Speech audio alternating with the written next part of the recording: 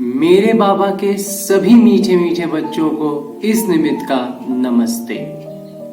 आज की मुरली से बाबा ने जो मोतियां लुटाई हैं उसे सभी मीठे मीठे बच्चों ने अपने संस्कार अनुसार, अपने स्वस्थिति और परिस्थिति अनुसार मोतियां तो चुन ली है ना।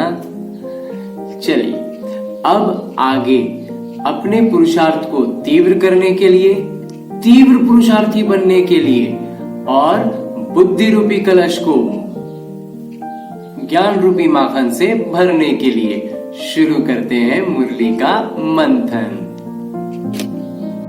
आज की मुरली में बाबा ने बहुत बहुत मीठी मीठी और प्यारी बातें बतलाई हैं। सबसे पहले बाबा कहते हैं कि हमें ये स्वमान में रहना है कि हम परम पिता परमात्मा से पढ़ाई पढ़ रहे हैं, हम उनके छात्र हैं और पढ़ाई पढ़ रहे हैं नई दुनिया के लिए। तो ये जो पुरानी दुनिया है ये किसकी है? ये पुरानी दुनिया है रावण की। इस रावण की पुरानी दुनिया में परम पिता परमात्मा बहुत साधारण रूप में आकर के उसके रावण के देश में रावण को हराना है।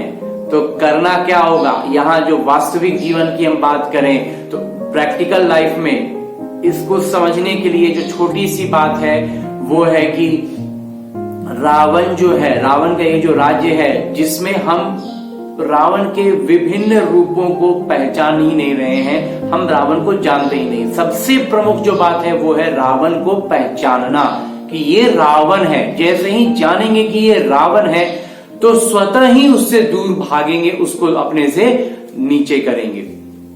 उसके लिए बाबा ने आज की मुरली में कहा है कि जो मुस्लिम धर्म में होता है, बताया जाता है कि सब कब्र दाखिल है और अंत में ऐसा होगा कि सबको जगा करके जो जगा करके ले जाएंगे। तो वो जो बात है वो लौकिकता में समझ रहे हैं, इसको हमें अलौकिकता के नजर से जब देखेंगे तो इस बात को समझ पाएंगे कि वो वास्तविक में इसका अर्थ क्या है। इसका अर्थ ये है कि हम जो अपने आप को जिंदा मानते हैं ना, कि हम सब जीवित हैं, आज बाबा ने वो भी कहा है कि वास्तविकता में सब मरे पड़े हैं। इसका आध्यात्मिक अर्थ को समझना है, इसके मायने समझने की इसका मतलब क्या है। इसका मतलब ये है कि हम अपनी जो भी स्थिति में रहते हैं, हम अपने दिनचर्या में, अपनी लाइफ, अपने जो जीवन जी रहे हैं उसमें हम जिस भी अवस्था में हो, इसमें जो सबसे हमारा जो सबसे प्रिय अवस्था है ना, जो प्रिय नहीं कहेंगे लेकिन सबसे निकट,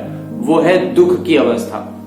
हम अपने आप को जब दुखी मानते हैं ना, किसी ने हमारे साथ ये किया, हमारा वो हो गया, हमारे साथ बुरा हो गया, ऐसा हो गया, वैसा हो गया, तो जब हम अपने आप को दुखी मानते हैं, बहुत दुख है यार जी, इस जीवन में बहुत दुख है, बहुत तकलीफ है, ये दुनिया दुखों से भरी है, तकलीफ बहुत है, तो मेरे जीवन में तो इतना दुख है।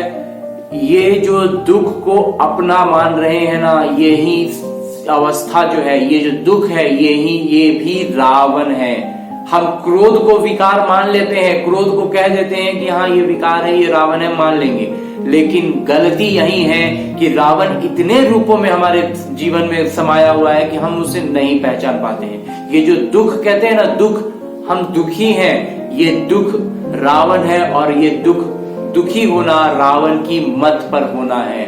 रावण के पथ पर चल रहे हैं, इसीलिए दुखी हैं। और यही दुखी होने का और दुख का मतलब ही है रावण। इसको पहचान लेंगे, इसको जैसे ही जानेंगे कि ये दुख रावण का है तो फिर अपने आप ये दुख से भागने का अपने में स्फूर्ति आएगी, जागृति आएगी कि ये अगर रावण है तो हम तो इसको हमको अपने पास नहीं रखना है। लेकिन हमारी मानसिकता ऐसी बनी हुई है कि इस पर एक गीत भी बना हुआ है कि राही मनवा दुख की चिंता क्यों सताती है, दुख तो अपना साथी है। ये इसमें थोड़ी सी गलती यही है कि हमने दुख को अपना साथी मान लिया है। सुख तो आनी जानी है, दुख तो अपना साथी है। दुख अपना साथी नहीं है, दुख रावण है। दुखी होना रावण के पथ पर होना है। अगर दुखी है मतलब रावण की पथ पर है। इसको समझने के लिए एक छोटा सा उदाहरण इस निमित्त के पास है कि जो विकार होता है ना, वो विकार को आकर्षित करता है। और जो ज्ञान है वो ज्ञान की तरफ आकर्षित करेगा। तो ज्ञान हमारे भीतर इतना मतलब नीचे दब गया है, विकार उसने वहीं कब्र में दाखिल कर दिया है, विकार ने उसको पूरा इतना चाप के रखा हुआ है कि इसको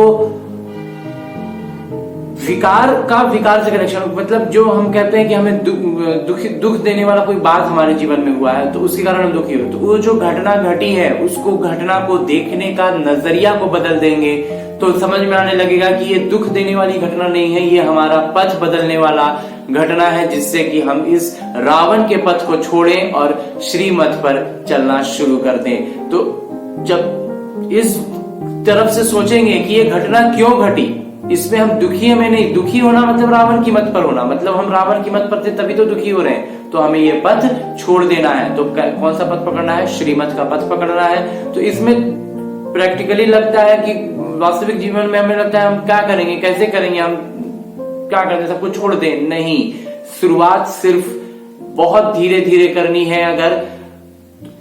अगर झटके से छोड़ पाते हैं, झटके से कुछ कर पाते हैं तो बहुत अच्छा, और नहीं तो फिर धीरे धीरे।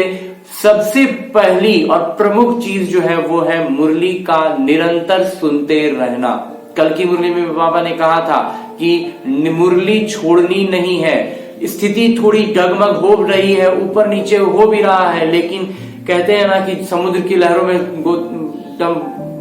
तूफान में बौखला रहे हैं, लेकिन रस्सी जो है मुरली की, जो ये रस्सी डोर है, इसको पकड़े रहेंगे तो स्थिति थोड़ी ऊपर नीचे दाया बाया सब कुछ हो जाए, लेकिन डोर पकड़ी रहेंगे तो आगे बढ़ ही जाएंगे। और जहां डोर छोड़े तो फिर वो तूफान तो कहां ले जाकर के बहा देगा पता भी नहीं चलेगा। और इसके बाद जो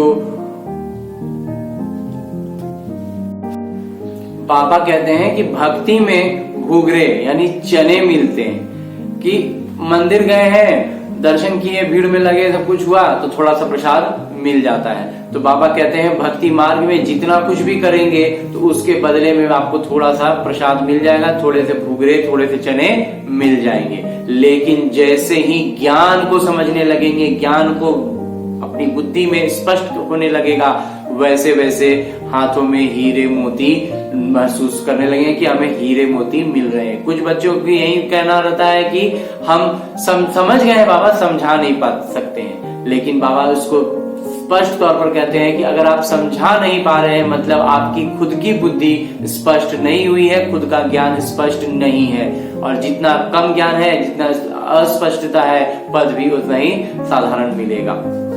और इसके लिए और स्पष्ट करते हुए अंत में बाबा ने आज के वरदान में इतनी मजेदार बात कही है, इतना बढ़िया कहा है बाबा ने कि विकारों रूपी सांप को गले की माला बना देने वाले सच्चे तपस्वी भवा।